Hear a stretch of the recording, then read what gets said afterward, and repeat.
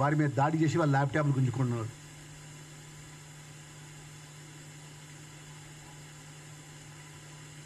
ఇక ఈరోజు ప్రజల మధ్యలో, ప్రభుత్వం మధ్యలో, అన్ని వర్గాల మధ్యలో వారధిగా ఉండే మా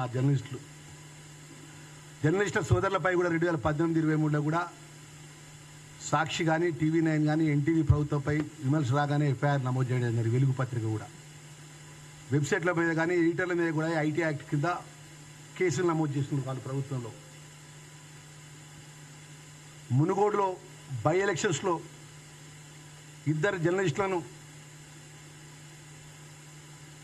వారి యొక్క ఫోన్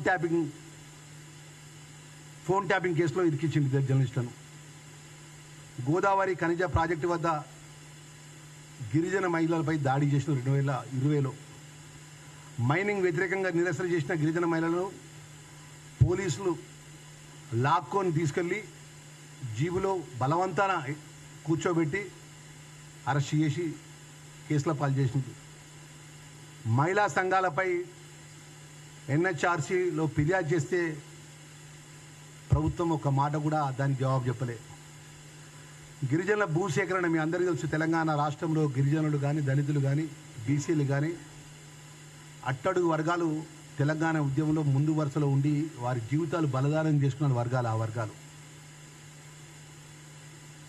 ఆ రోజు తెలంగాణ ఉద్యమం లోపల ఎవరు పిలుపునిచ్చినా, ఏ పార్టీ పిలుపునిచ్చినా ముందు వరుసలో నిలబడి కొట్లాడిన వాళ్ళు దళితులు, గిరిజనులు, బలహీన వర్గాలు, యువత అంతా కూడా ప్రాణాలు పణంగా పెట్టి తెలంగాణ ఉద్యమంలో ముందు నిలబడబడినటువంటి ఆ వర్గాలకు కూడా వారి యొక్క న్యాయమైన ఒకటి ఏదైతే భూ హక్కు కోసం కొట్లాడితే మరి ఆ రోజు భద్రాచలం కానీ, అల్లూరులో కానీ, ములుగురు ప్రాంతాల్లో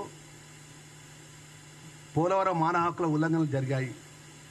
భూసేకరణ వ్యతిరేకంగా గిరిజన మహిళలు కూడా పోలీసులను తీసుకెళ్లి అరుణాచల, కుంటాల, అచ్చారావుపేట, వాజేడి మండలాల్లో భూసేకరణ వ్యతిరేక నిరసనలు చేస్తే పెద్ద ఎత్తున కేసులు FIR నమోదు చేసినారు. మద్దూరు దళితుని నాయకుడి కస్టడీలో మరణం 2021లో. BRS స్థానిక నాయకుడు వ్యతిరేకంగా దళిత వ్యక్తి పోలీసు కస్టడీలో మృతి చెందాడు. అదేవిధంగా ఫోరెన్సిక్ రిపోర్టులో స్పష్టమైన గాయాలున్నప్పటికీ కేసు రాజకీయ ఒత్తిడితో మూసివేశారు. పోలీసులు 2014 నుంచి 18-23 మేమే రాజులం, మేమే మంత్రులమని గడిల పాలన చేసినటువంటి TRS పార్టీ, BRS పార్టీ నాయకుల యొక్క కొన్ని ఆనవాళ్ళకు సంబంధించిన ఆధారాలతో సహా మీ ముందు నేను మాట్లాడుతున్నా. చివరిగా ఒక సంఘటన చెప్తున్నా. నేను కరీంనగర్ జిల్లా వాసిని. నేను పెద్దపల్లి స్వస్థలం గోదావరి కలుకున్నా. కరీంనగర్ జిల్లా సిరిసిల్ల నియోజకవర్గం ఎవరిది? అప్పుడు మాజీ ముఖ్యమంత్రి ఉన్నటువంటి కేసీఆర్ యొక్క తనయుడు యువరాజు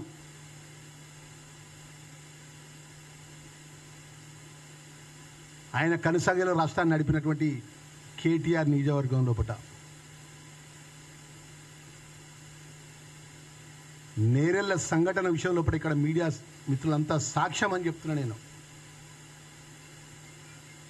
నేరెళ్ల సంఘటనకు సంబంధించినటువంటి హరీష్ కానీ, బానయ్య కానీ, దళిత బలహీన వర్గాలకు సంబంధించినటువంటి కుటుంబ సభ్యులు ఒక ఇసుక లారీ వస్తే ఇసుక లారీని ఆపినందుకు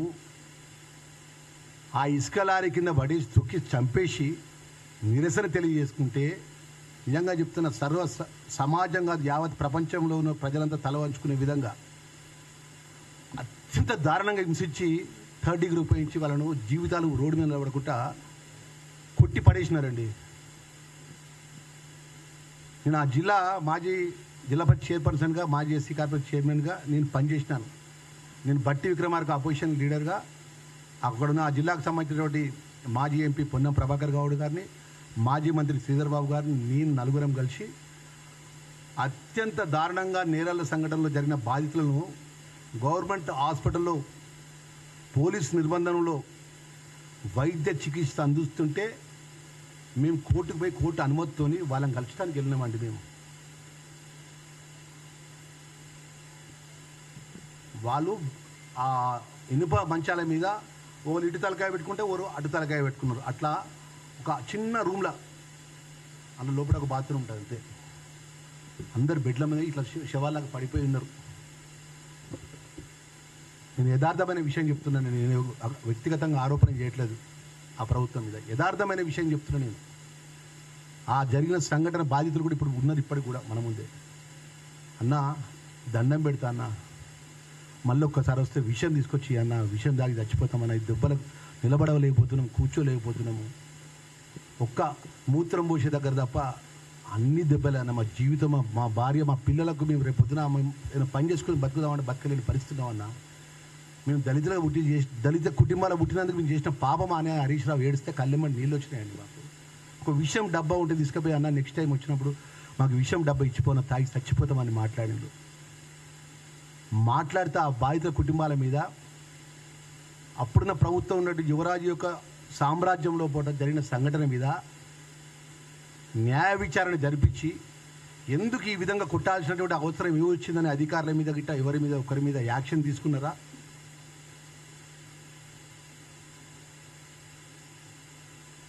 భారతీయ జనతా పార్టీ కేంద్రంలో అధికారంలో ఉంటుంది.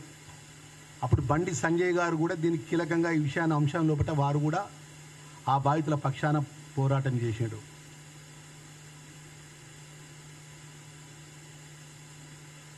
మేము ప్రధాన ప్రతిపక్ష పార్టీగా బట్టి విక్రమార్క గారు, పొన్నం ప్రభాకర్ గారు, శ్రీధర్ బాబు గారు, నేను, మా దళిత సంఘాలందరూ కూడా మేము కాంగ్రెస్ పార్టీ పక్షాన్ని నిలబడితే బీజేపీ పట్టణ వారు కూడా నిలబడ్డారు మొదటి వరుసలో. వారు ఇంత పెద్ద సంఘటనల మీద నేషనల్ ఎస్సీ కమిషన్ అనేది ఎవరి ఆధ్వర్యంలో పనిచేస్తారండి? జాతీయ నేషనల్ కమిషన్, రాములు గారు జాతీయ నేషనల్ కమిషన్గా ఢిల్లీ నుంచి కేంద్ర ప్రభుత్వం ద్వారా ఆ నేరాల సంఘటనలో లోపల పూర్తి ఎంక్వైరీ చేసిండు. ఎంక్వైరీ చేసి నేషనల్ కమిషన్ రిపోర్టు రాష్ట్ర ప్రభుత్వం ద్వారా సబ్మిషన్ చేసినారు. అప్పుడున్న ఎస్పీ, ఆ సంఘటన బాధ్యున్న ఎస్పీ, ఆ సంఘటనలో పాల్గొన్నటువంటి ఆర్ఎస్ఐ, ఆ సంఘటనలో పాల్గొన్నటువంటి సుమారు 22 మంది కానిస్టేబుల్స్ ఎంత అత్యంత కిరాతనంగా కొట్టింది తెలుసా అండి? వాళ్ళు ఎవరి ఆదేశాలతో కొట్టిందండి?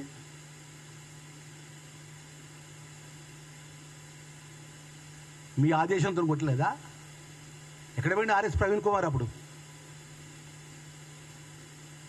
ఎందుకు ఆర్ఎస్ ప్రవీణ్ కుమార్ ఎందుకు మాట్లాడలే? అప్పుడు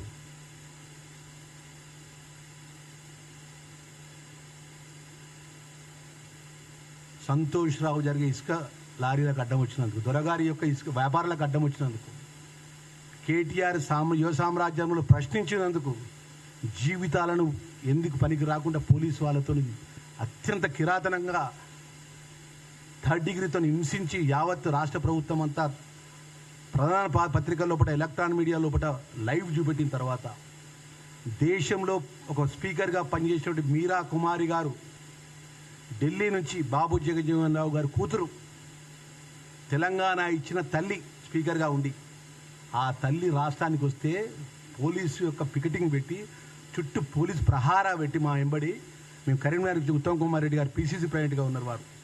వారు మీరా కుమారి గారు మేమందరం పోతే పోలీసు పికెటింగ్ పెట్టి మాతో మాట్లాడనిచ్చు లేదండి నెలల గ్రామానికి పోతే మమ్మల్ని. ఆ విధంగా పోలీసులను అడ్డం పెట్టుకొని పైచాచికమైనటువంటి సామ్రాజ్యాన్ని స్థాపించుకొని మేమే రాజులం, మేమే దొరలం, మాకు ఎదురులేరని చెప్పి పోలీసును అస్తవ్యస్తం చేసి